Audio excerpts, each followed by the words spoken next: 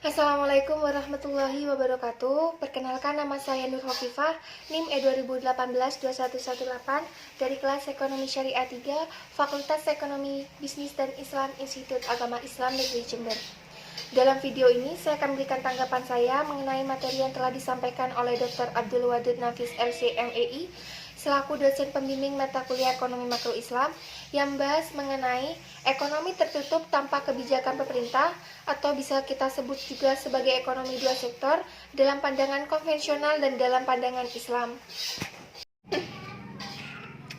Perlu kita ketahui terlebih dahulu pengertian dari perekonomian tertutup atau perekonomian dua sektor. Nah, perekonomian dua sektor adalah perekonomian yang terdiri dari rumah tangga produsen dan rumah tangga konsumen, tanpa melibatkan pemerintah dalam perekonomiannya. Jadi di sini pemerintah tidak ada pemungutan pajak atau pemberian subsidi kepada rakyatnya. Perekonomian tertutup tidak mengenal dengan dunia luar. Jadi negara ini tidak ada ekspor-impor pada negara lain, tidak ada pinjam-meminjam, tidak ada investasi. Semuanya bersifat tertutup. Dalam hal ini, negara yang menganut sistem perekonomian tertutup tidak akan melakukan hubungan dengan negara lain, sehingga mereka memproduksi kebutuhan yang mereka butuhkan, seperti pangan, sandang, dan yang lainnya. Nah, ketika terjadi kelebihan produksi, mereka tidak akan mengekspornya ke negara lain, dan sebaliknya, ketika kekurangan, mereka tidak akan mengimpor dari negara lain. Tidak ada peran pemerintah dalam perekonomian tertutup.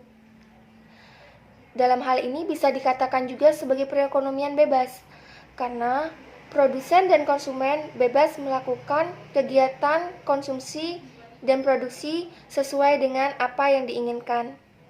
Produsen berhak memproduksi apa yang menurutnya menguntungkan. Jadi pemerintah benar-benar tidak ikut campur dalam mengatur perekonomian di negaranya. Ciri-ciri perekonomian dua sektor itu sendiri ada dua. Yang pertama, sektor-sektor perusahaan menggunakan faktor produksi yang dimiliki oleh rumah tangga. Faktor produksi ini akan memperoleh pendapatan berupa gaji, upah, sewa, bunga, laba atau keuntungan. Dalam hal ini, produsen benar-benar mengandalkan apa yang ada di dalam negaranya, tidak mengimpor apabila sedang mengalami kekurangan, dan tidak ada subsidi atau bantuan dari pemerintah.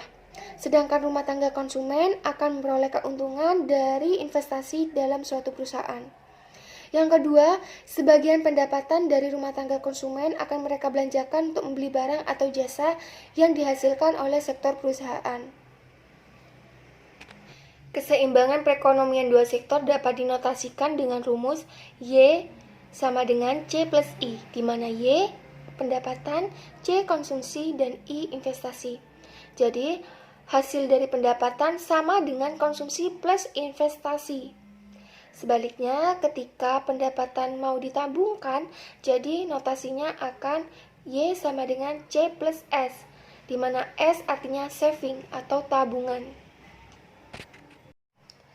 Fungsi konsumsi dan tabungan dalam pandangan konvensional sesuai dengan teori Keynes, di mana ketika pendapatan naik, maka konsumsi akan naik, dan sebaliknya ketika pendapatan turun, maka konsumsi akan turun. Dalam pandangan Islam, menurut Fahim kan konsumsi ada dua. Yang pertama adalah konsumsi untuk dirinya sendiri, yang kedua adalah konsumsi untuk mencari ridha Allah. Dalam hal ini seperti zakat, infak, sedekah, di mana bertujuan untuk membantu orang yang sedang membutuhkan demi mencapai ridha Allah. Yang menjadi pertanyaannya sekarang adalah, apakah masih ada negara yang menganut sistem perekonomian dua sektor atau perekonomian tertutup? Jawabannya tidak ada. Untuk masa sekarang, perekonomian tertutup itu hanya sebuah teori dan tidak realistis. Tapi dahulu pernah terjadi perekonomian tertutup ketika transaksi jual beli masih dilakukan melalui sistem barter. Negara itu sama halnya dengan manusia, jadi saling membutuhkan satu sama lain, tidak bisa berdiri sendiri. Sekian dari saya, apabila ada salah kata, mohon dimaafkan. Wabillahi taufik wal hidayah. Wassalamualaikum warahmatullahi wabarakatuh.